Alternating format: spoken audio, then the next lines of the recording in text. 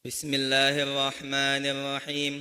Assalamualaikum warahmatullahi wabarakatuh.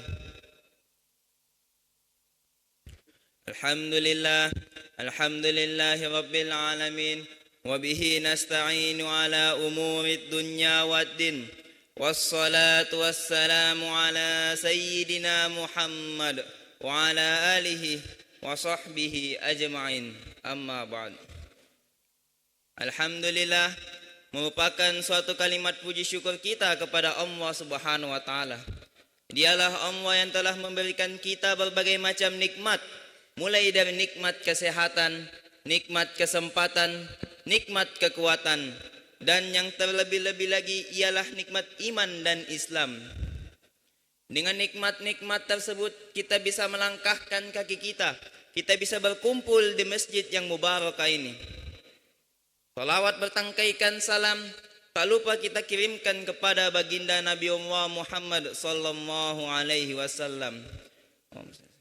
Dialah Nabi yang telah menaburkan benih-benih mutiara iman di dalam hati manusia, sehingga kita bisa membedakan mana yang hak dan mana yang batil, atau mana yang benar dan mana yang salah. Jamaah salat subuh yang sama-sama dirahmati dan dimuliakan oleh Allah Subhanahu wa taala. Dalam sebuah hadis yang diriwayatkan oleh Imam Bukhari dan Muslim, Nabi sallallahu alaihi wasallam bersabda, "La yu'minu ahadukum hatta yuhibba li akhihi ma yuhibbu li nafsihi." La yu'minu ahadukum, tidak berimannya seseorang di antara kalian, hatta yuhibba li akhihi, hingga ia mencintai sesuatu untuk saudaranya, ma yuhibbu li nafsi, sebagaimana ia mencintai sesuatu untuk dirinya sendiri. Jamaah sekalian, yang dimaksud di dalam hadis tersebut adalah kita tidak boleh saling menyakiti satu sama lain, kita tidak boleh saling membenci satu sama lain. Sebagai seorang muslim, kita harus senantiasa menjalin hubungan yang baik dengan saudara kita, apakah dia itu lebih tua daripada kita maupun lebih muda daripada kita. Olehnya itu, apabila ada di antara jamaah sekalian yang pernah menyakiti perasaan saudaranya, yang pernah memutuskan tali persaudaranya, maka datangilah mereka dan mohon maaflah, karena di dalam hadis Nabi sallallahu alaihi wasallam, tidak berimannya seseorang hingga ia mencintai sesuatu untuk saudaranya sebagaimana untuk dirinya sendiri. Jamaah sekalian, dosa sesama manusia tidak akan diampuni oleh Allah Subhanahu wa taala dengan taubat. Kita harus mendatangi orang-orang yang telah kita zolimi dan menyambungkan kembali tali silaturahmi yang telah putus. Pada akhir zaman ini, apabila kita melihat dengan kedua mata kita, maka sungguh kita akan menyaksikan betapa banyaknya peristiwa yang terjadi di negara kita yang tercinta ini. Peristiwa-peristiwa yang telah melampaui batas yang telah digariskan oleh Allah Subhanahu wa taala. Kejadian kriminal terjadi di mana-mana, baik itu di kota-kota besar maupun di desa pelosok terpencil. Hampir setiap hari, hampir setiap waktu, bahkan setiap detik kita menyaksikannya di tayangan TV maupun di layar HP. Kejadian-kejadian yang tak diduga dan kejadian-kejadian yang tak disangka akan terjadi. Namun, telinga mendengar dan mata melihatnya dengan sangat nyata. Seperti sang suami yang membunuh istrinya, atau sang istri yang melenyapkan nyawa sang suami. Jamaah sekalian, kejadian-kejadian seperti ini tidaklah masuk akal. Namun kejadian-kejadian seperti ini tidaklah asing lagi terjadi di negara kita. Timbul satu pertanyaan, mengapa hal demikian itu bisa terjadi? Itu disebabkan karena manusia tidak kekurangan iman. Allah Subhanahu wa taala berfirman, "Walau anna ahlal qura amanu wattaqaw la fatahna 'alaihim barakatim minas sama'i wal ard." Walau anna ahlal qura, jika sekiranya penduduk suatu negeri itu amanu wattaqaw, beriman dan bertakwa, la fatahna 'alaihim, maka pastilah kami akan melimpahkan kepada mereka barakatim minas sama'i wal ard, berkah dari langit maupun bumi. Namun jamaah sekalian, dikarenakan krisisnya manusia dari iman, maka mereka mendustakan, mereka melalaikan ayat-ayat Allah Subhanahu wa taala. Jadi jamaah sekalian, apabila kita menanti datangnya musim hujan, tetapi yang datang adalah musim panas yang berkepanjangan. Jangan heran Bapak Ibu sekalian, apabila kita menanti rahmat, kita mengharapkan berkah Allah Subhanahu wa taala, tetapi malah bencana yang diturunkan. Ini disebabkan oleh ulah tangan manusia itu sendiri. Bapak Ibu sekalian, apakah dunia ini akan hancur dan dikacaukan oleh orang-orang yang tidak berpendidikan? Jawabannya ialah tidak. Justru dunia ini akan dihancurkan oleh orang-orang yang berpendidikan, tetapi krisisnya iman di dalam dirinya. Namun insya Allah, apabila segala-galanya kita landasi dengan iman, kita bingkai, kita dorong dengan rasa iman, maka dunia ini akan damai dan sentosa. Atau dengan kata lain, dengan iman, maka dunia akan aman. Olehnya itu, apabila ada jamaah di sini yang menjadi seorang pemimpin, maka jadilah pemimpin yang beriman. Apabila ada Bapak Ibu sekalian yang menjadi seorang pedagang, maka jadilah pedagang yang beriman. Apabila segala aktivitas, segala perbuatan, segala pekerjaan telah dilandasi dengan iman, maka dunia ini akan aman. Ini merupakan suatu hal yang telah dijanjikan oleh Allah Subhanahu wa taala. Jika sekiranya penduduk suatu negeri itu beriman dan bertakwa, maka pastilah kami akan melimpahkan kepada mereka berkah dari langit maupun bumi. Jamaah sekalian, pimpinan Pondok Darut Da'wah wal Irsyad, yakni Alaina Al-Mukarram Anwar Gurta Profesor Dr. Haji Muhammad Farid Wajidi LCMA. Beliau mengatakan bahwasanya mendapatkan rahmat Allah Subhanahu wa taala itu mudah. Beliau mengatakan, tunjukkanlah keimananmu kepada Allah Subhanahu wa taala, maka Allah Subhanahu wa taala akan menunjukkan rahmatnya kepadamu.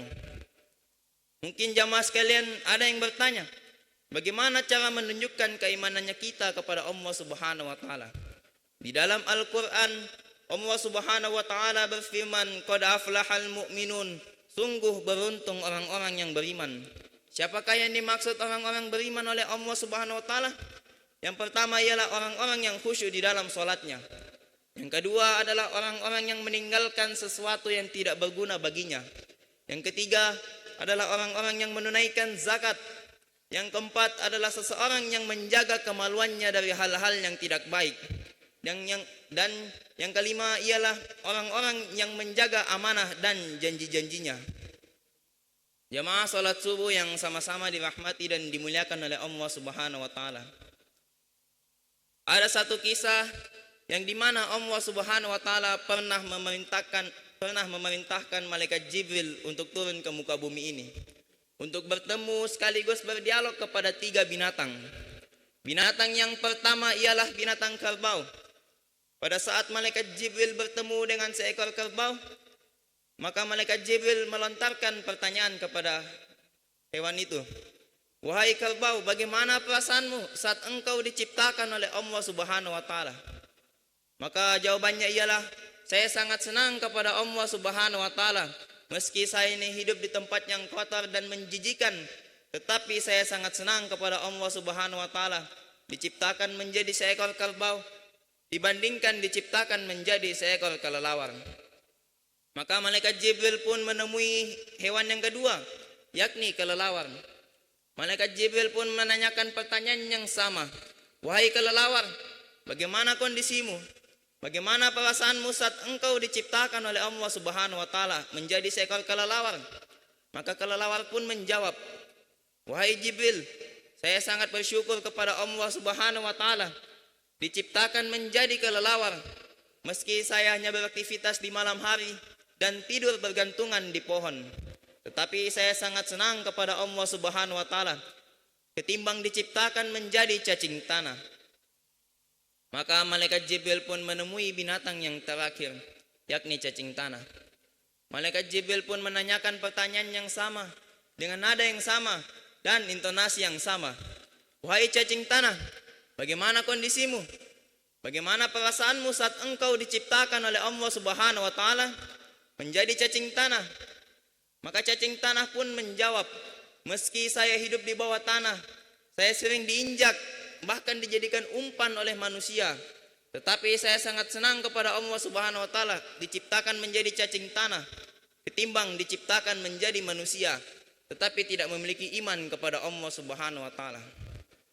Jemaah sekalian, hikmah yang dapat kita ambil dari kisah tersebut adalah bahwasannya seekor kerbau lebih senang menjadi kerbau, seekor kelelawar pun lebih bersyukur menjadi kelelawar, dan seekor cacing tanah pun lebih menyukai menjadi cacing tanah ketimbang diciptakan menjadi manusia tetapi tidak memiliki iman kepada Allah Subhanahu wa taala. Bapak Ibu sekalian, orang yang hidup di atas permukaan bumi ini lalu ia menikmati, ia memakai fasilitas apa-apa yang telah diberikan Allah Subhanahu wa taala kepadanya, tetapi ia tidak beriman kepada Allah Subhanahu wa taala, maka mereka itu seperti binatang, bahkan lebih rendah dan lebih hina daripada binatang. Ulaika kal an'ami bal hum adall. Jemaah sekalian, intan yang paling mahal dan mutiara yang paling berharga adalah iman. Dengan iman, maka dunia akan aman. Sebagai kesimpulan, marilah kita senantiasa meningkatkan ketakwaan dan keimanannya kita kepada Allah Subhanahu wa taala, agar kita semua menjadi orang-orang yang beruntung di kemudian hari. Dan Allah Subhanahu wa taala menjanjikan kepada golongan orang-orang yang beriman, yaitu berupa satu surga, yang dimana surga tersebut adalah surganya para nabi, surganya para rasul, dan surga tersebut adalah surga yang paling tinggi, surga yang paling tinggi di antara surga-surga yang lain. Allah Subhanahu wa taala berfirman, ulaika humul warithun alladzina yarithunal firdaus hum fiha khalidun. Ulaika humul warisun, merekalah orang-orang yang akan mewarisi, alladzina yarithunal firdaus, mereka lah orang-orang yang mewarisi surga Firdaus. Hum fiha khalidun, mereka kekal di dalamnya. Mungkin cukup itu saja yang bisa kami sampaikan. Mohon maaf apabila ada salah kata maupun kekurangan di dalamnya, dan terima kasih atas segala perhatiannya. Akhirul kalam, wallahu musta'an wa ilaihi tiklan, wa billahi taufiq wa da'watu wal irsyad. Assalamualaikum warahmatullahi wabarakatuh.